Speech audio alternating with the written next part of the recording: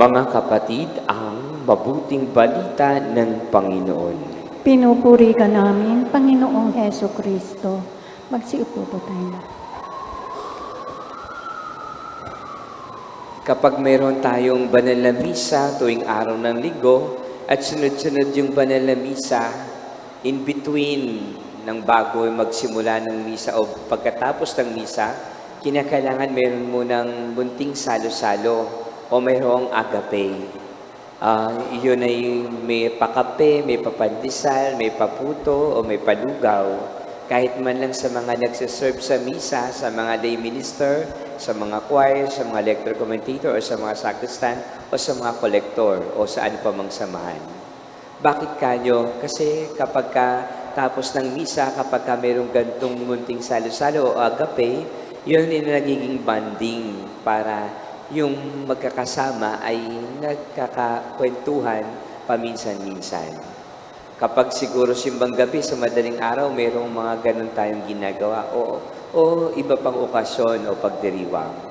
Pero hindi man natin ito nagagawa, maaring tayo rin naman pagkatapos ng misa, the family ay nagpupunta muna sa ibang kainan, nagbabanding dahil linggo naman, bago dumiretso at umuwi sa kanilang mga tahanan. Tunay nga na mahalaga sa atin ang hapagkainan. At sakto din naman na ang pagdiriwang na banal na misa ay salo-salo sa banal na piging.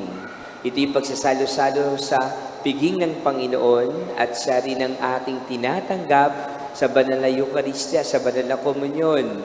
At siya rin ang nagbibigay sa atin ng kabusugan at buhay na walang hanggan at kalakasan at katatagan. Hindi tayo umuuwing gutom.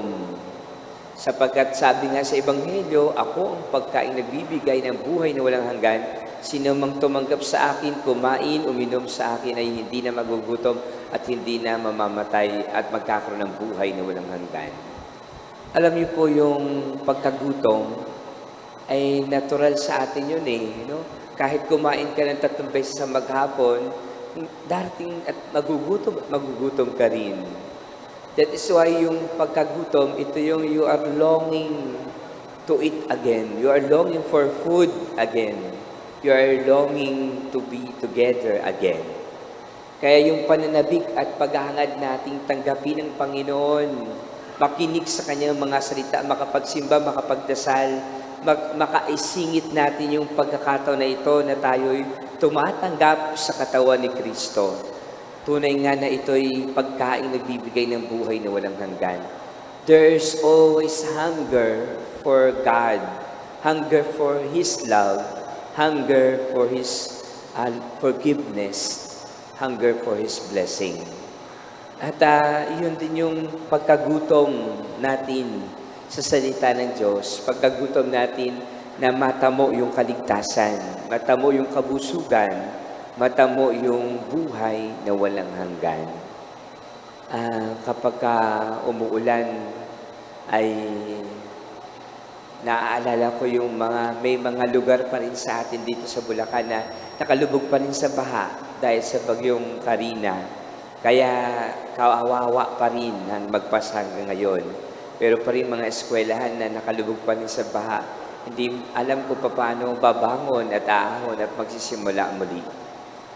Mapalad tayo, wala sa atin na nakalubog sa baha magpasa hanggang ngayon at mataas-taas yung ating lugar. Pero siyempre, we are also praying for them na sana makaahon, makabangon at makamove on at makapagsimula muli.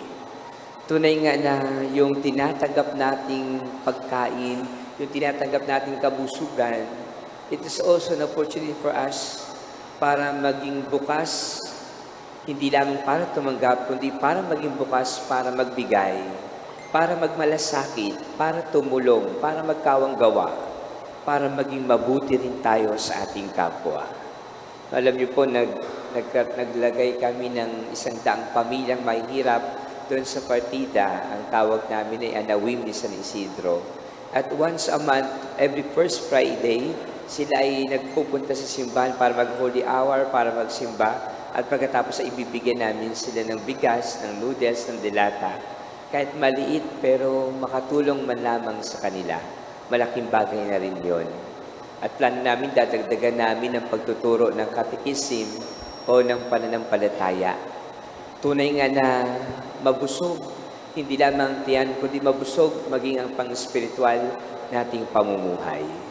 Kaya sa ating sama-sama pagdiriwang sa banal na misang ito, ngayong linggong ito, ay ating kinikilala ang ating Panginoong Jesucristo. Ang pagkaing bumaba mula sa langit, ang pagkaing nagdudulot ng kaligtasan, ng pagpapatawad sa ating mga kasalanan, at higit sa lahat, tayo'y maging kasangkapan niya upang sa ating kapwa ay maging mabuti, maging matulungin, at magkaroon ng kawang gawa at maging mapagmalasakit sa ating kapwa. Amen.